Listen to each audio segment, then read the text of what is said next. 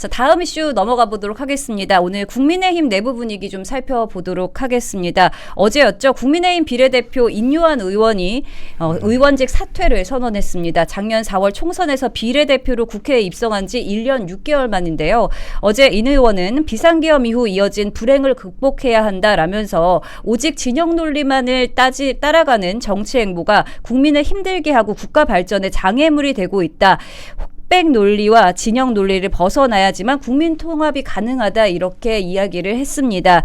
인요한 의원의 사퇴로 비례대표는 다음 순번인 이소희 변호사가 승계하게 되는데요. 이번 사태 좀 갑작스럽다 이런 느낌이 좀 있습니다. 국민의힘 내부에서 좀 어떤 반응인지 좀 궁금한데요. 사실 제가 2023년도 혁신위원회 출범할 때 저도 혁신위원이었고요. 그리고 이번 이제 국회에 들어오실 때 제가 그 수석 보좌관을 맡아서 이제 1년 6개월 동안 같이 함께 모셨는데 사실 고심이 컸습니다. 이제 뭐 이 야당이 되고 또 계엄 이후에 이 너무나 어려운 이 상황 속에서 특히 이 말씀하신 대로 인요한 의원이 말씀하신 대로 이 뭐 국회가 국회 역할도 못하고 또 본인 스스로가 꿈꾸던 정치를 할 수 없는 마당에 또 우리 많은 지지자들이 이런 상황이면 우리 국민의힘 다 국회의원들 다 사퇴하고 국회를 새로 해산을 해버려라 이런 말씀도 들으시고 저한테 이제 그런 말씀도 하셨어요. 근데 그게 이제 현실적으로는 불가능하죠. 우리 국민의힘 107명이 다 사퇴를 한다고 해도 국회가 해산되지 않아요. 그래서 그런 부분에서도 고민하고 하시다가 이 정말 무력한 이런 상황에서 내가 정치를 더 해서 뭐 하느냐. 그래서 이런 정치 환경에서는 정치를 떠나는 것이 맞다라고 생각을 하셨던 것 같고요. 제가 어제 그저께도 뭐 문자도 주고받고 했지만 뭐 워낙 결심을 가졌기 때문에 그래서 저는 뭐 이왕 이렇게 된 거 용기 있는 결단이라고 생각하고 우리 국민의힘이 이 그런 결기를 가지고 정말 의원직 사퇴라는 이런 카드를 쓸 수 있는 국회의원도 있구나. 그런 결기를 가지고 좀 대여 투쟁을 하고 또 국민을 위해서 정치를 하셔야 되겠다. 뭐 우리 인요한 의원께서는 또 본업으로 돌아가셔서 그 아닌 다른 의사로서의 어떤 인도주의적 그런 부분에서 과거에 해왔듯이 사회를 위해서 일을 하시겠다고 하셨으니까 그래서 이제 국민의힘 입장에서도 좀 더 좀 분발을 해야겠다 뭐 이런 입장인 것 같습니다. 네, 좀 어떻게 보셨나요? 좀 그러니까 얼마나 무력감이 컸을까 하는 생각에 좀 공감이 됐어요. 그러니까 21대 국회뿐만이 아니라 22대 국회에서도 저희가 소수당이 되면서 어떤 입법 과정에서 저희가 뜻하는 입법이 거의 이루어지지 않았죠. 윤석열 정부를 돌아보면 윤석열 정부에서도 뭐 국정과제 입법이 거의 이루어지지 않았습니다. 야당이 그러니까 상임위도 거의 다 장악을 했고 뭐 이 야당이 모든 상임위에서 과반을 차지하고 있고 180석이 이미 법률권이 넘기 때문에 할 수 있는 게 없죠. 그렇기 때문에 법안 처리나 여러 가지 지금 특검 문제도 저희가 고민하고 있는 부분도 그런 거잖아요. 저희가 통합화시킬 수 없는 부분이 고민되는 지점이고 그러면서 그런 상황에서 어떤 이재명 정부가 들어서고 그 폭주가 지속되고 대장동 항소 포기 같은 문제들 이재명 대통령의 여러 가지 재판에 중단되는 문제 여러 가지 그동안 헌정사에서 보지 못했던 비상식적인 일들이 너무 많이 벌어짐으로 인해서 그런데 그런 상황에서도 야당이 아무것도 할 수 없다는 무기력감이 조금 컸던 게 아닌가 싶고요. 개인적으로 좀 아쉬웠던 건 왜 지금이었을까 하는 생각이 좀 들었어요. 그 부분은 좀 아쉬웠어요. 개인적으로. 공감은 되지만 12월에 지금 이 나머지 악법들을 막 강행 처리하려고 하는 이 상황에서 약간 대여 투쟁 전선이 좀 더 똘똘 뭉쳐서 한 목소리를 내줬으면 하는 생각도 있었고 그리고 장동혁 대표 같은 경우에는 이 내년부터는 조금 더 개혁적인 모습이나 외연 확장에 나선다는 계획이 있는데 그런 개혁적인 어떤 모습이 당내에서 보여주는 과정에서 당내에서 희생하는 모습까지 더해진다면 국민들에게 조금 더 크게 국민의힘의 변화하는 모습을 전달해 드릴 수 있었을 텐데 너무 지금 갑자기 이렇게 사임을 하시니까 조금 공감이 되면서도 어떤 당내에서는 또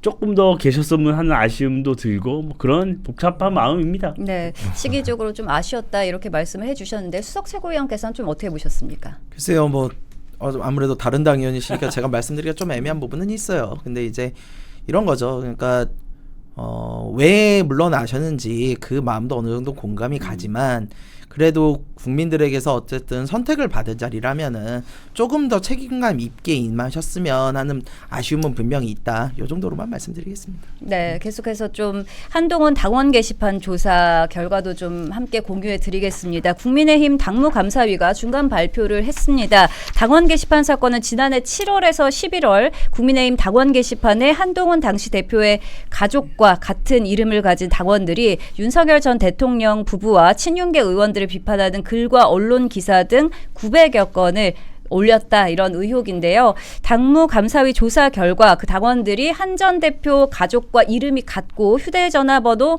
뒤 4자리까지 번호가 같으며 또 작년 12월 비슷한 시기에 탈당했다라고 밝히면서 해당 당원들의 실명을 공개했습니다. 이 결과 좀 어떻게 보셨습니까? 저는 조금 이 부분에 대해서 그러니까 한 전 대표나 한 전 대표 측에서는 지속적으로 이런 개인정보 유출, 뭐 당원의 정보를 유출했다 이렇게 해서 이 사건을 조금 넘어가려는 듯이 보여집니다. 저는 그건 좀 옳지가 않아요. 저는 한동훈 전 대표에게도 분명히 이렇게 일을 크게 만든 책임이 있습니다. 한동훈 전 대표가 당대표 자리에 있을 때 이 결자해지 할 수 있었지 않습니까? 있으면 있는 대로 없으면 없는 대로 본인이 결자해지하고 나올 수 있었어요. 그랬으면 이런 일 자체가 벌어지지 않았습니다. 그러면 이것을 이런 사태가 누가 의도를 하거나 정치적으로 만든 게 아니잖아요. 근데 그럼에도 불구하고 그 와중에 한동훈 전 대표와 가족들의 이름으로 작성된 여러 가지 댓글들이 모아진 것이고 그 과정에서 많은 당원들이 당대표와 가족의 이름으로 저런 글이 왜 쓰여졌을까 하는 의문을 갖게 된 것이고 이게 맞는지를 밝혀달라는 당원들의 요구가 지속적으로 있었습니다. 그러면 당대표에 계실 때 이 부분에 대해서 명확하게 끝맺음하고 나왔다면 본인도 이 문제, 이 논란을 갖고 지금까지 오지 않았을 거예요. 근데 이 본질적인 문제에 대해서는 어떻게 사과하거나 반성하지 않고 지속적으로 당원들의 요구에 대한 이 조사에 대해서 어떤 개인정보 보호를 해야 된다는 이 요구 자체가 저는 좀 군색해 보여요. 결국 지금도 이 문제를 끊어낼 수 있는 사람은 한동훈 전 대표밖에 없습니다.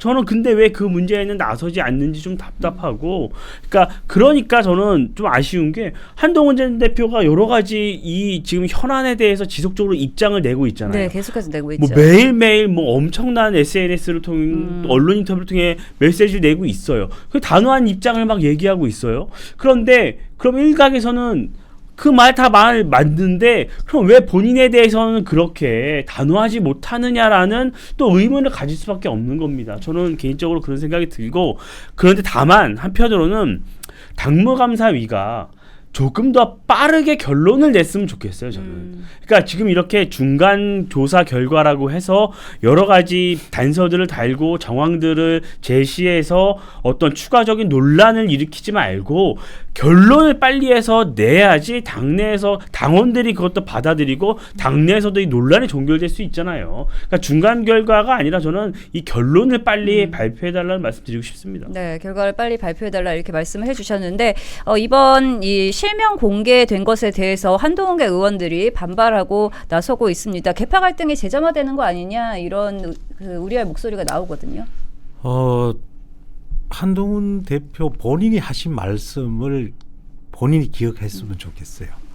그러니까 이런 문제는 정면 돌파하셔가지고 본인이 잘못이 있으면 솔직하게 사과하고 국민들께 우리 당원들께 그때 당시에 내가 좀 우리 가족들이 좀 욕심이 과했다, 뭐 잘못했다 이렇게 반성하면 끝나는 일 아닙니까? 네. 근데 그걸 지금 벌써 1년 넘게 감추고 숨기고 이렇게 또 뭐 뻗치기 하시니까 지금 이 문제까지 왔는 거고요. 그리고 그럼 이 문제가 그러면 결국 끝까지 안 밝혀질 거라고 생각하셨는지 그것도 참 의문입니다. 그래서 물론 뭐 그 과정에서 이 당무감사위가 뭐 실명을 공개했다, 뭐 어떤 그런 부분들에 대해서 뭐 꼬투리를 잡고 있는데 그런 부분들보다는 이 사건의 실체가 뭔가, 네. 그때 당시에 왜 당 대표가 현직 대통령과 그 측근들을 흔들기를 하고 계속 했던가,